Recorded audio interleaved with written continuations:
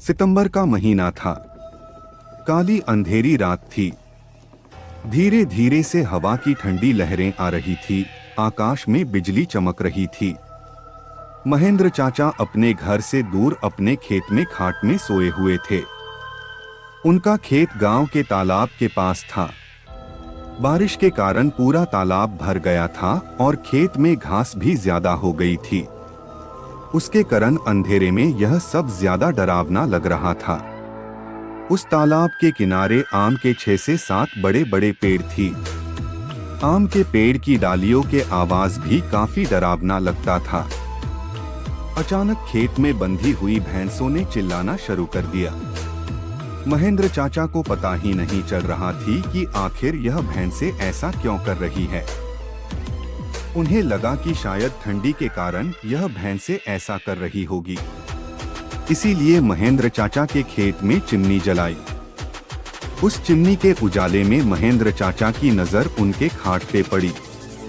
उन्होंने देखा कि एक स्त्री उनकी खाट पे बैठी है। यह देखकर उनका शरीर डर के मारे कांपने लगा। उसी वक्त आकाश में बिजली का तेज झटका हुआ। वैसे तो महेंद्र चाचा बहादुर थे, लेकिन आज उन्हें भी थोड़ा डर लग रहा था। उसी वक्त काका ने आग में सूखी घास डाली और आग को ज्यादा बढ़ाया। इसकी वजह से वो औरत ठीक से दिखाई दे रही थी। महेंद्र चाचा ने तापने के साथ बैठे बैठे ही बूम लगाई, कौन है? पर सामने से कोई प्रतिक्रिया नहीं मिली। इसीलिए काका अचंभित रह गए। उनकी समझ में कुछ नहीं आया। काका खड़े हो गए। इसीलिए महेंद्र काका ने सोचा कि अब डरने से कुछ नहीं होगा, मुझे हिम्मत से काम लेना पड़ेगा, क्योंकि जो डर गया वो समझो मर गया। चाचा ने एक बड़ी लकड़ी हाथ में ले ली और बोले, कौन हो तुम? तुम्हें क्या लगता है कि मैं तुमसे डर गया हूँ? लेकिन सच तो यही था कि चाचा अंदर से पूरी तरह से डर के मरे कांपने लगे थे।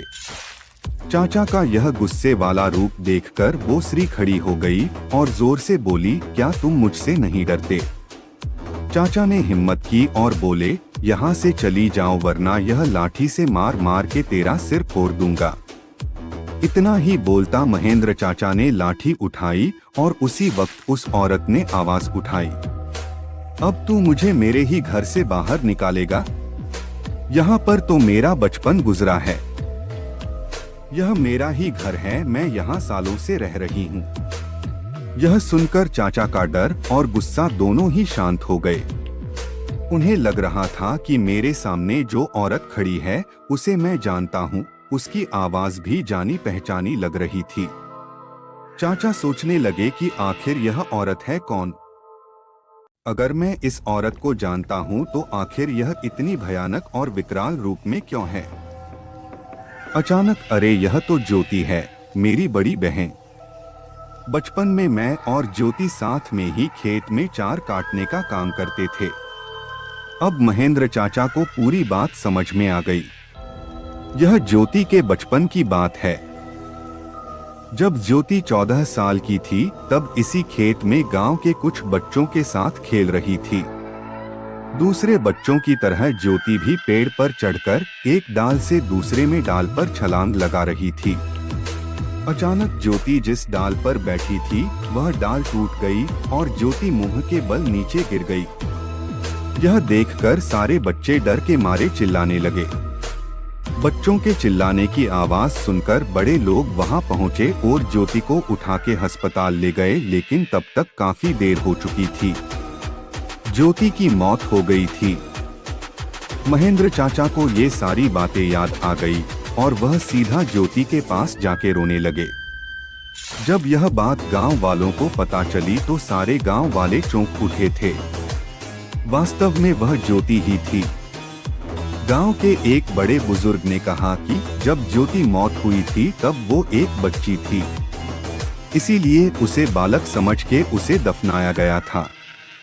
लेकिन वास्तव में उसका अंतिम संस्कार करने की जरूरत थी, इसीलिए ज्योति की आत्मा आज तक भटक रही है।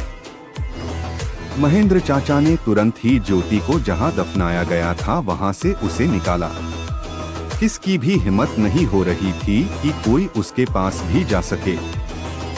उसी वक्त ज्योति की आत्मा ने गांव वालों के सामने आके कहा कि हाँ, आपकी बात सही है, मैं मर चुकी हूँ, आप लोगों को मुझसे डरने की जरूरत नहीं है।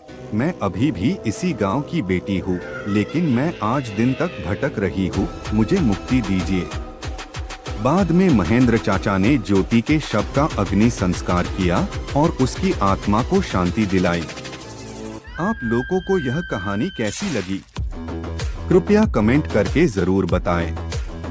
ऐसी ही और भी कहानियां सुनने के लिए चैनल को सब्सक्राइब करें।